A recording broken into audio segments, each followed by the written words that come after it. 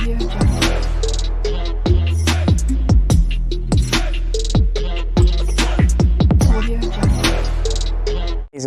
இயேசு கிறிஸ்து நாமத்தினாலே வாழ்த்துக்கள். ஒரு வசனத்தை வாசிக்கிறேன்.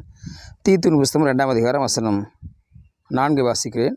வேத வசனம் தூஷிக்கப்படாதபடிக்கு பாலிய ஸ்திரீகள் தங்கள் புருஷனிடத்திலும் தங்கள் பிள்ளையிடத்திலும் அன்புள்ளவர்களும் தெளிந்த புத்தியுள்ளவர்களும் கற்புள்ளவர்களும் வீட்டில் தரித்திருக்கிறவர்களும் நல்லவர்களும் தங்கள் புருஷனுக்கு கீழ்ப்படிகளுமாக இருக்கும்படி என்று சொல்லி எழுதப்படுவதை பார்க்கிறோம். இங்கே அப்போஸ்தலனாகிய பவுல் தீத்துவுக்கு எழுதுகிற கிரேத்தா தீவு பட்டணத்தார் விசுவாச மக்களுக்கு எழுதுகிற அந்த கடிதத்தை பார்க்கிறோம். அங்கே இருக்கிற மக்களுக்கு ஒவ்வொருவருக்காக அவர் எழுதுகிறார். முதிர் வயதுள்ள புருஷர்களுக்கு எழுதுகிறார், முதிர் வயதுள்ள ஸ்திரீகளுக்கு எழுதுகிறார். மூன்றாவதாக முதிர் வயதுள்ள பாலிய ஸ்திரீகளுக்கு எழுதுகிறார். மூன்றாவதாக பாலிய ஸ்திரீகள் அப்படின்னா புதிதாக திருமணமானவர்கள் அல்லது திருமணத்திற்காக காத்திருக்கிற வாலிபர்கள், அவர்களுக்காக பவுல் எழுதுகிறார். இந்த பாலிய ஸ்திரீகள் தங்கள் புருஷனிடத்தில் தங்கள் பிள்ளையிடத்தில் அன்புள்ளவர்களாக இருக்க வேண்டும். அங்கே கிரேத்தா தீவு பட்டணத்தில் விசுவாச மக்களுக்கு அன்பு குறைந்திருந்தது. அந்த அன்பு குறைந்திருந்ததுனால அவர்கள் கணவனுக்கும் மனைவிக்கும் நல்ல அண்டர்ஸ்டாண்ட் கிடையாது, பிள்ளைகளுக்கும் தாய் தகப்பனமாருக்கும் நல்ல அண்டர்ஸ்டாண்ட் கிடையாது. ஆகவே அந்த அன்பை குறித்து அவர் சொல்லுகிறார்.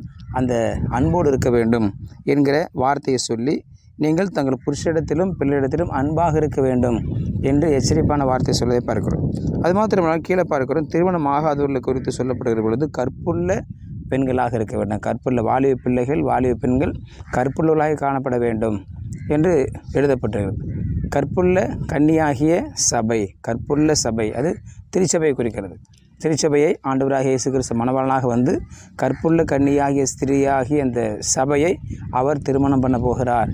ஆகவே திருமணம் பண்ணுவதற்காக ஆயத்தமாக மணவாட்டி ஆகி கொண்டிருக்கிறது. மணமகன் வருகிற பொழுது இந்த சபை அவர் அழைத்து செல்வார். மணவாட்டியாக திருச்சபையையும் மணவாளனாக இயேசு கிறிஸ்து சொல்கிற வார்த்தையை பார்க்கிறோம்.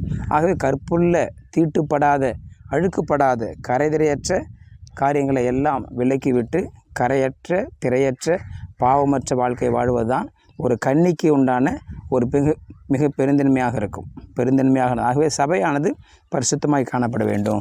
சபையானது நீதியாய் காணப்பட வேண்டும். சபையானது உண்மையாய் காணப்பட வேண்டும்.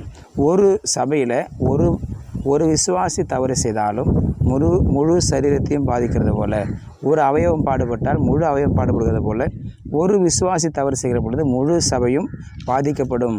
அது நன்மையானாலும் பாதிக்கப்படும், தீமையானாலும் பாதிக்கப்படும். ஆகவே சபையானது அன்பாக இருக்க வேண்டும். சபையானது கற்புள்ளதாக காணப்பட வேண்டும். மிக முக்கியம், கற்புள்ளது, மிக ஜாக்கிரதையாக இருக்க வேண்டும். கற்புள்ள ஸ்திரியைப் போல சபையானது கற்பை பாதுகாத்து கொள்ள வேண்டும். சபையானது பரிசுத்தத்தை காத்துக்கொள்ள வேண்டும். சபையானது நீதியை காத்துக்கொள்ள வேண்டும் என்று சொல்லி இங்கே கர்த்தருடைய வார்த்தையை பார்க்கிறோம். ஆகவே அங்குள்ள எல்லா திருமணமான பாலிய பெண்களுக்கும் திருமணமாகாத வாலிப பிள்ளைகளுக்கும் மிக எச்சரிப்பாக இங்கே பவுல் எழுதுகிற வார்த்தையை பார்க்கிறோம். ஆகவே தான் அங்குள்ள திருச்சபையுள்ள மக்கள் அது மாத்திரமல்ல, தங்கள் புருஷருக்கு கீழ்ப்படிய வேண்டும் என்று எழுதப்பட்டிருக்கிறது.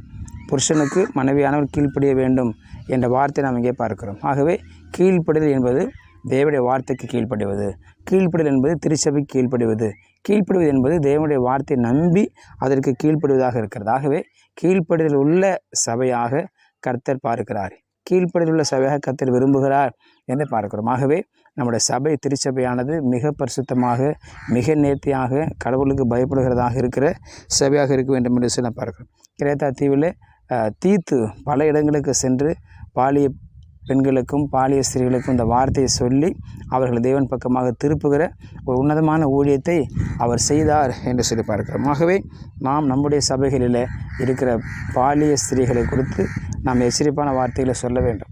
நமக்கு தெரிந்த பெண் பிள்ளைகளுக்கு சரியான வார்த்தையை சொல்ல வேண்டும். நமக்கு தெரிந்த வாலிப பிள்ளைகளுக்கு கர்த்தருடைய வார்த்தை அறிவிக்க வேண்டும். பரிசுத்து குறித்து போதிக்க வேண்டும். பரிசுத்து குறித்து அறிவிக்க வேண்டும். அப்பொழுது அவர்கள் மனம் திரும்பி தங்களுடைய வாழ்க்கைக்கு பிரியமான, தேவனுக்கு பிரியமான காரியத்தை அவர்கள் செய்ய முடியும் என்று சொல்லி நாம் பார்க்கிறோம். ஆகவே நாம் அவர்களுக்காக பிரயாசப்படுவோம், ஜெபிப்போம், அவர்கள் தேவன் பக்கமாக எடுத்துக்கொள்வோம். கர்த்தர் நம்முடைய சபையையும் பாலிய ஸ்திரீகளையும் ஆசீர்வதித்து மிகப்பெரிய காரியங்களை தேசத்தில் செய்வதற்கு அவர் வல்லமையுள்ள தேவனாய் காணப்படுகிறார். அநேக வாலிப பிள்ளைகள், வாலிப பெண் பிள்ளைகள் வாலிப பருவத்தில் தேவனுக்காக ஒப்பு கொடுத்து ஊழியத்துக்கு வந்திருக்கிறாங்க.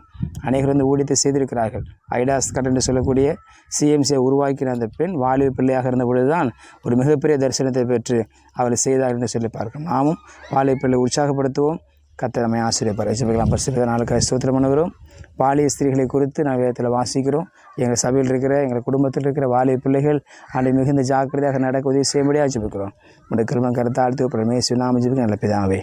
ஆமேன் ஆமேன். You will be succeeded.